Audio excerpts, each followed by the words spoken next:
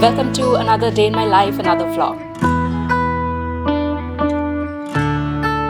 Today I'm working on a few projects, few writing projects and editing projects, and I thought I'll share with you my current developmental editing process and also a few things that I do throughout the day. I'll take you along with. Since I last updated you on Love's Gantt Chart, things have not gone as planned, and while I'm waiting for things to move forward with that project, I started working on another writing project.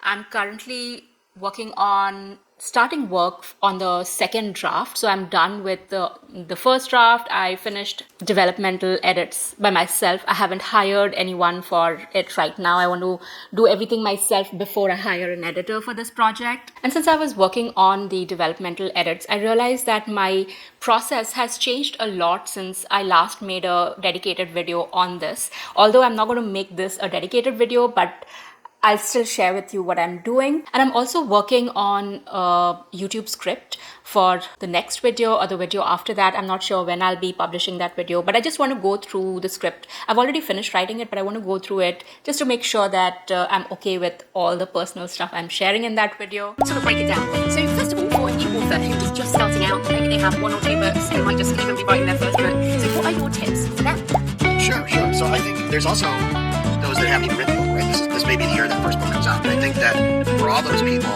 having a budget is really critical. I'm at my desk now and I have my Plottr file open on one side and the Word document that I'm working on, my story Word document on the other side.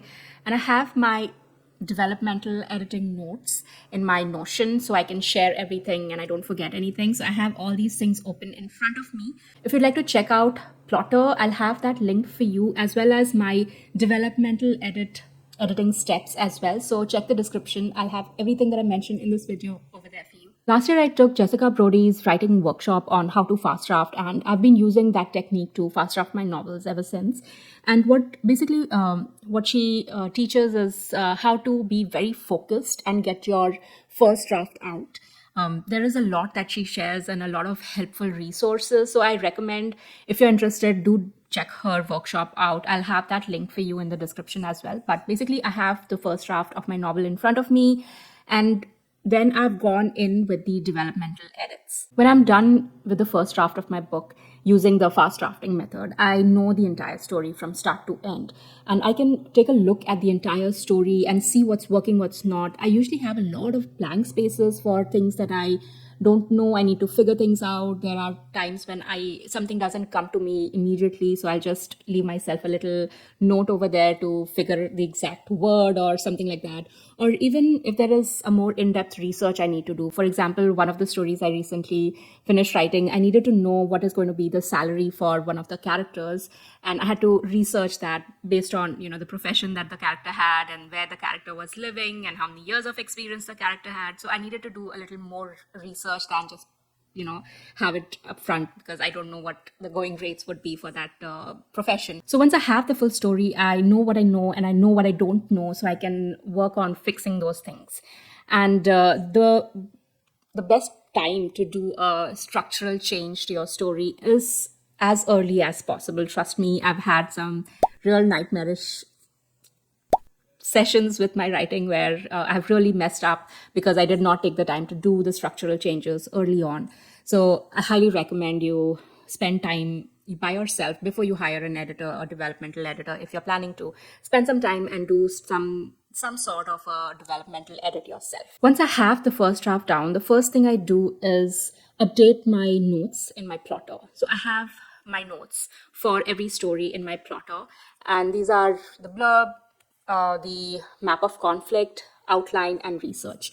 And usually when I start working on a story, I start with these things. So I already have worked on them, but once I've done writing the first draft, things might change. So I need to update those things under for blurb or map of conflict or whatever. I don't touch research at this time, and I'll come back to it in a little bit. Once I have updated everything, the next step is to read through the first draft and start taking notes. The notes are on story arc, character arc, scene structure, progression, these things. And what I like to do is in my Word document, I use the comment feature and leave myself comment as I'm doing the read through so that I have all my notes over there. When I'm doing the read throughs, usually what I do is, ideally, there would be just one read through, which has never happened to me. Usually what I do is multiple read throughs with a particular thing in as my focus. So story arc would be one read through, or character arcs would be one read through. So you get the point. Next, I go in and collect all my notes,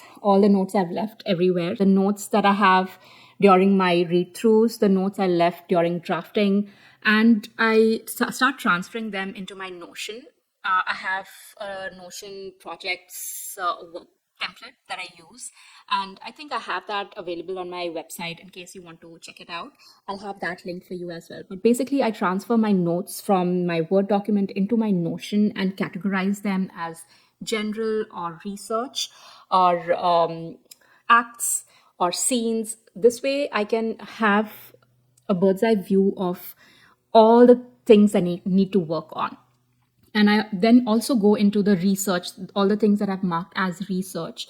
Either I'll start researching there and then, but if there is some structural change that might make some research redundant, I sometimes switch between that. I will first make the structural changes and then do the research, but I want to have all my research before I start drafting the second draft so that I don't waste any time during drafting or then have to do the step again and again.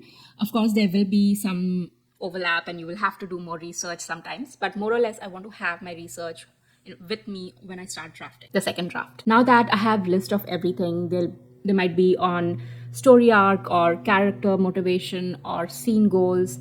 Since I have everything in front of me, all the things that need fixing, I go back into my plotter and re-outline my story based on all these notes and suggestions. And as I'm re-outlining it, I'm making changes and adding my notes to those particular scenes where things need to be fixed or changed or completely thrown away, whatever the case may be. And the final step is to get ready for the next drafting session. So I pull up my plotter with the revised outline. I have my Notion with all the notes that I have organized based on acts and scenes.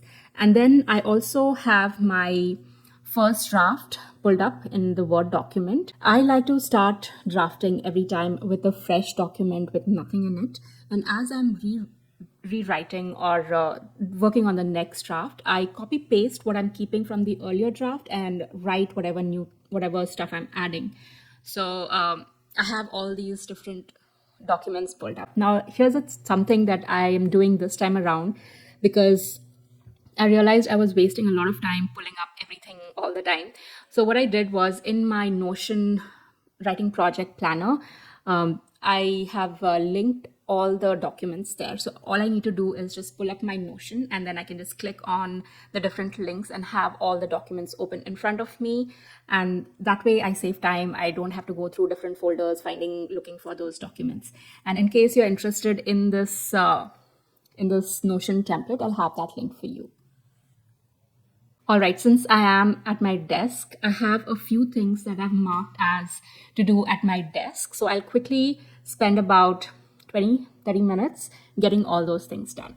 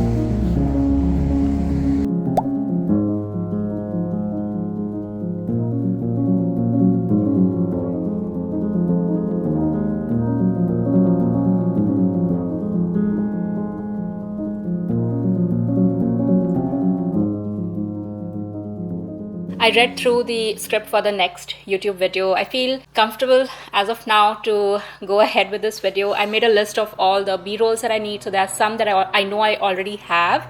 Some I'll need to get from stock images, stock videos.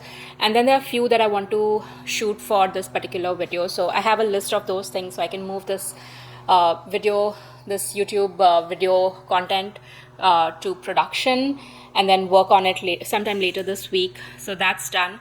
The last thing that's left now is to reply to a few emails, and there's one email that will take me some time, so I'm still undecided whether I want to do it today or tomorrow.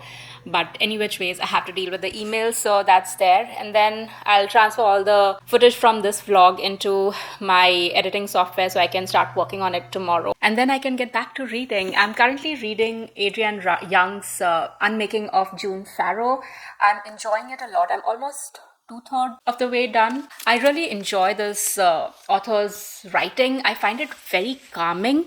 She has a sense, like her writing style is very, I get a sense of grounding. Like her writing is very grounded. That's the word that comes to mind when I'm reading this book. The plot is nice. The characters are intriguing. So yeah, if you're interested, do give it a read. I'll let you know if I finish reading this before this video goes up. I'll let you know how I feel, what I feel about this book. But that's all for today's vlog. I hope you enjoyed this very casual, laid back, just a slice of life kind of a video. Let me know what you think. If you would like to see more of these kind of videos, I'd love to take you along my usual writing day. If you'd like to support my work, consider joining the YouTube membership or like this video. That's an easy and free way of supporting my work here. Don't forget to check the description of this video for all the links that I mentioned in this video. Take care, and I'll see you in the next one.